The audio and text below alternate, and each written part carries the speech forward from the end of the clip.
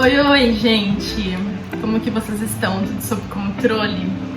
Bom, o vídeo de hoje, ele não é nada sério. Na verdade, eu só estou aqui para compartilhar uma notícia super legal. Eu não poderia deixar de trazer esse acontecimento aqui pro YouTube também.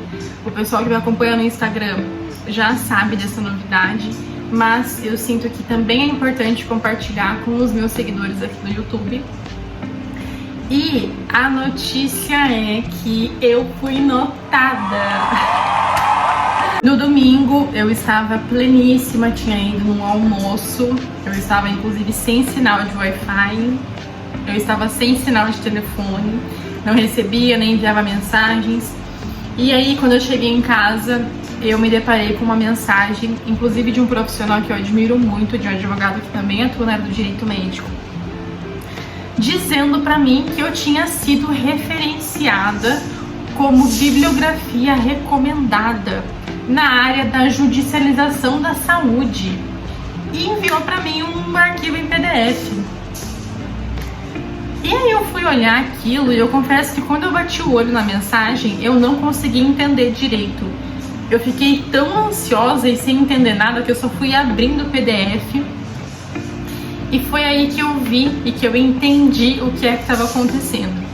Então, só para você entender basicamente o que é isso, o que significa ser recomendada, ter uma bibliografia recomendada.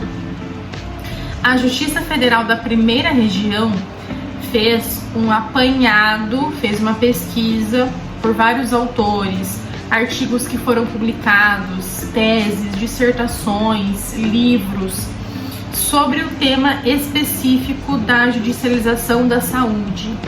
E o que acontece?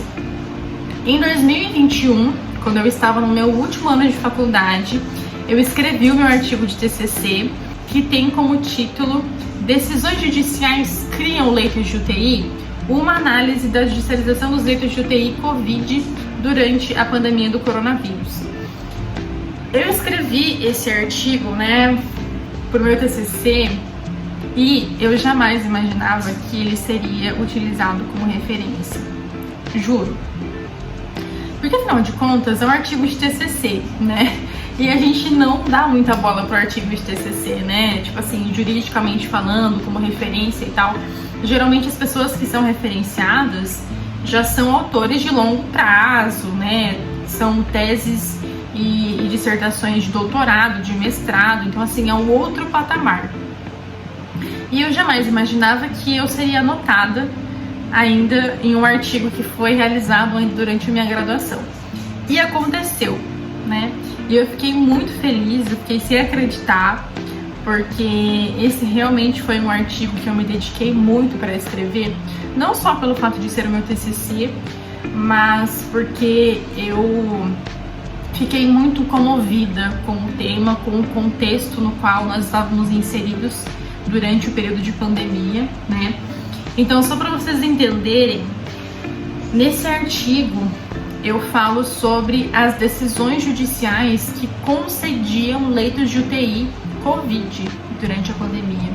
Então, eu não sei se vocês se recordam, mas existiu um período da COVID em que o Sistema Único de Saúde, em que a saúde, de modo geral, global, entrou em colapso. Não existia mais nada, gente. Não existia mais leitos de UTI, não existia mais mão de obra qualificada, não existia mais médico, não existia mais recurso, não existia mais oxigênio para as pessoas.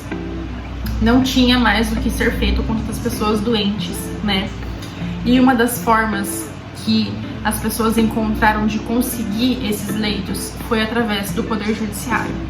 Foi batendo na porta do Poder Judiciário e dizendo, pelo amor de Deus, eu recebi uma recusa e eu preciso de um leito de UTI porque senão eu vou morrer, Só que na prática o que acontecia? Muitas decisões eram concedidas e elas não tinham muito fundamento. Infelizmente, não era olhado o contexto no qual os profissionais da saúde estavam inseridos. Então era só basicamente deferida a liminar, registra-se, cumpra-se médico não cumprir, se o hospital não cumprir, ele acaba sendo penalizado com multa e tudo mais. Então assim, virou um completo caos. Foi isso que aconteceu. Então eu escrevi esse artigo justamente defendendo a parte médica de que quem deveria decidir quem entra e quem sai da unidade de terapia intensiva são os médicos, porque são eles que possuem capacidade técnica para definir quem é que possui os requisitos para ser internado em uma UTI. Não é o juiz que faz essa diferenciação, até porque ele não tem nem capacidade técnica para fazer essa seleção, né? Então nesse artigo chega a ser até engraçado, porque eu já, de uma forma indireta, vamos dizer assim, eu já defendia o lado dos médicos, né? Mas na minha cabeça eu tava ali simplesmente só indignada e tentando dizer, meu Deus, gente, isso não tá certo, só tá piorando a situação, porque afinal de contas, inclusive, o paciente que chegava com essa liminar até o hospital, quando o médico pegava essa liminar, ele tinha que fazer uma escolha. Ele tinha que escolher qual paciente ficava no leito de UTI. Qual que ele ia tirar de lá, que já estava recebendo o tratamento, para colocar esse que tinha uma liminar na mão. Então, existem também conflitos bioéticos gigantescos sobre esse tema, né? No meu artigo eu não consegui aprofundar sobre os conflitos bioéticos propriamente, porque eu tinha que focar em uma coisa só, mas é algo a se pensar também, inclusive para próximas futuras pandemias que eventualmente venham a acontecer.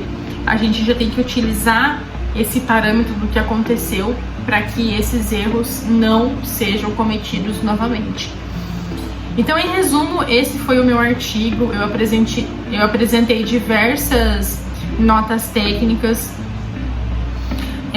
dizendo quais eram atitudes que eram recomendadas, né, para que os médicos seguissem, porque afinal de contas, no meio de toda essa bagunça também não existia um posicionamento oficial do CFM, do Conselho Federal de Medicina, sobre o que os médicos deveriam ou não deveriam fazer. Então realmente foi o suco do caos. Esse foi o meu objetivo nesse artigo, trazer o lado médico da história, né?